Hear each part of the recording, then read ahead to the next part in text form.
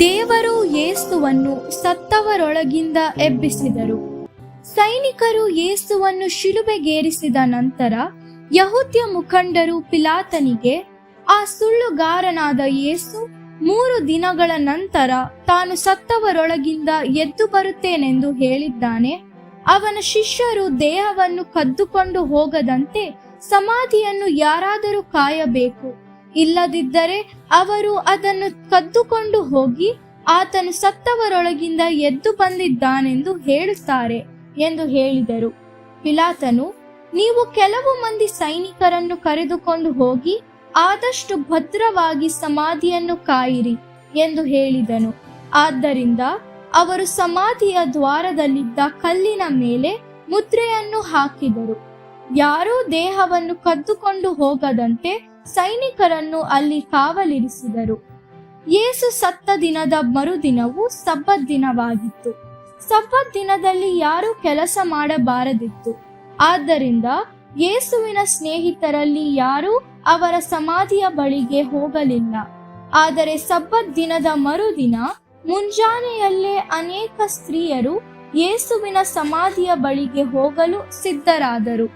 ಅವರ ದೇಹದ ಮೇಲೆ ಹೆಚ್ಚು ಸುಗಂಧ ದ್ರವ್ಯಗಳನ್ನು ಹಚ್ಚಲು ಬಯಸಿದರು. ಸ್ತ್ರೀಯರು ಬರುವುದಕ್ಕಿಂತ ಮೊದಲು ಸಮಾಧಿಯ ಬಳಿಯಲ್ಲಿ ದೊಡ್ಡ ಭೂಕಂಪ ಉಂಟಾಯಿತು.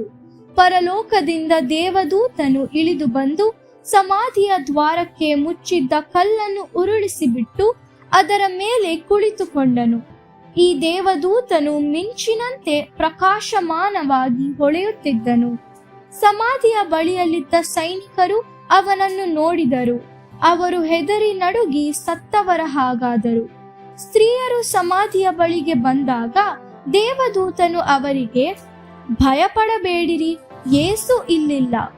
ಅವರು ತಾವು ಹೇಳಿದಂತೆಯೇ ಸತ್ತವರೊಳಗಿಂದ ಎದ್ದಿದ್ದಾರೆ. ಬನ್ನಿರಿ, ಸಮಾಧಿಯನ್ನು ನೋಡಿರಿ ಎಂದು ಹೇಳಿದರು. ಸ್ತ್ರೀಯರು ಸಮಾಧಿಯೊಳಗೆ ನೋಡಿ ಯೇಸುವಿನ ದೇಹವನ್ನು ಇಟ್ಟಿದ್ದ ಸ್ಥಳವನ್ನು ನೋಡಿದರು. ಅವರ ದೇಹವು ಅಲ್ಲಿರಲಿಲ್ಲ. ಆಗ ದೇವದೂತನು ಸ್ತ್ರೀಯರಿಗೆ, ಹೋಗಿರಿ, ಯೇಸು ಸತ್ತವರೊಳಗಿಂದ ಎದ್ದಿದ್ದಾರೆ ಮತ್ತು ಅವರು ನಿಮಗಿಂತಲೂ ಮೊದಲೇ ಗಲೀಲೆಯಕ್ಕೆ ಹೋಗುತ್ತಾರೆ ಎಂದು ಶಿಷ್ಯರಿಗೆ ಹೇಳಿರಿ ಎಂದು ಹೇಳಿದನು. ಸ್ತ್ರೀಯರು ಆಶ್ಚರ್ಯಚಕಿತರು ಮತ್ತು ಅತಿ ಸಂತೋಷವುಳ್ಳವರು ಆದರು.